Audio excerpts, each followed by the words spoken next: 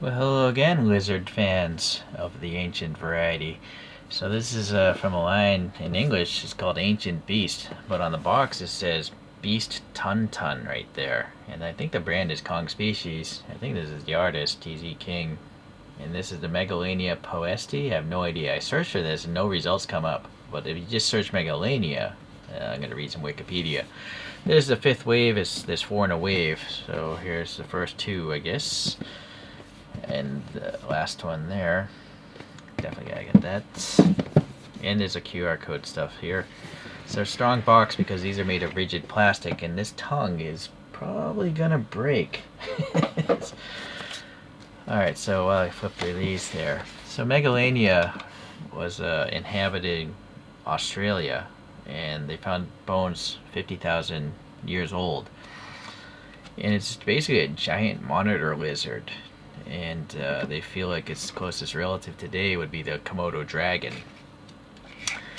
They feel like maybe, the first settlers of Australia would have run into this, and they also feel those humans probably, they could have had a influence on its extinction. Maybe they hunted them and ate them, because generally monitor lizards are quite slow.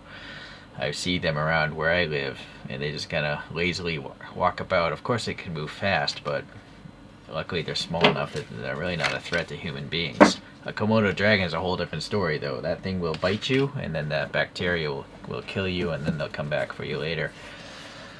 Alright, we got this foam here, backing it up. Now you can see the tongue is just floating there. It's very sketchy. I mean, I don't know why they don't just give you like 3 tongues, and you can just insert it on your own.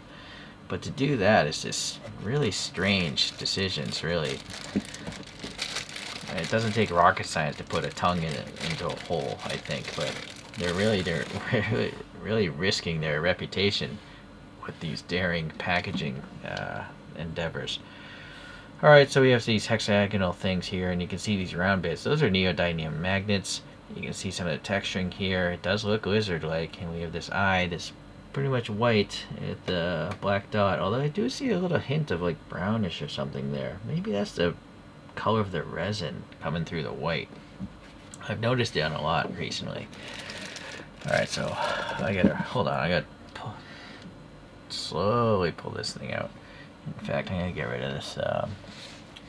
Well, one last thing I'll show is this. Look at that. That's a human being. So maybe it would have been that big. They haven't really.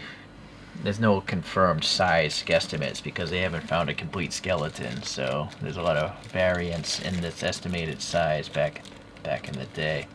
I'm gonna have to do this off camera. Alright, so I'm gonna show you the insides of this thing. Yeah, so you got these mechanical bits. It's like a paint wash to make it look oily or old. Looks like a gear to run the front leg, a pulley system to run his jaw, and perhaps the neck maybe. Some shock absorbers. Yeah, maybe those run the mouth. And then, a little eye socket. I don't see anything indicating an ear. What really freaks me out is this tongue. This is rigid plastic, so if you drop this, it's going to break. I really think that they should make this out of soft PVC or give you 2 or 3 extra tongues, as I mentioned, because I think these are all pretty limited because they're all handmade. They're not mass produced. They're not molded by machines, I don't think. I'm going to put some jewels in this, so hold on a second. Alright, with a little school glue, I put in a nice fluorescent jewel bead and catches the light because it's really under that ledge there. So yeah, the magnets make this look really easy to put on and off because it is. The seam is not bad. It follows the scales. Yeah, I guess if you look for it, you can find that that's gappy right there. But otherwise, up here, it looks quite good. I'm really careful about that piece. Now, getting this off is a different story. It's not so easy. So if you do have issues like that, opening, toys and stuff, I like to use poster putty. It never ruins paint. So, yeah, like opening hoods of model cars. In this case, guess you get the leverage point. Oh, look at this. I'm proven wrong. Those are strong magnets. Nope. I guess this is not going to work. It literally just takes compressions. It looks like down here, though, it's gappy, so I don't know if that's intentional. But honestly, because of that tongue being so frail and hanging out there, I wouldn't go opening and closing this a lot, because just holding this makes you want to run into that if you're right-handed. If you're left-handed, maybe you'll probably be okay. But yeah, that freaks me out. Alright, continuing on. We have these eyes looking in an upward position. The nostrils are quite deep, and maybe there's black paint in there, makes it look good. You can see like a grin here. It's kind of neat, actually. The pink of the inside and then some little white teeth there. So big scales on the side here, and then really small. Like, this is what like a monitor lizard looks like back here. It's all like wrinkly and stuff like that. Alright, let's see here. Yeah, it's very psychedelic, actually. Just be mindful of that tongue again. It's interesting just to feel it. Funky. Alright, moving over here. You'll notice the base is like a really dark maroon with a brown paint wash to look like some sort of dirt or something. And then there's even some green dry brushing to look like moss.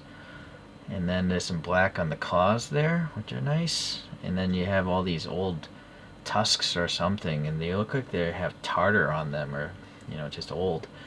And you have this face, which I believe, I mean, this skull here is just a miniature version of this, right?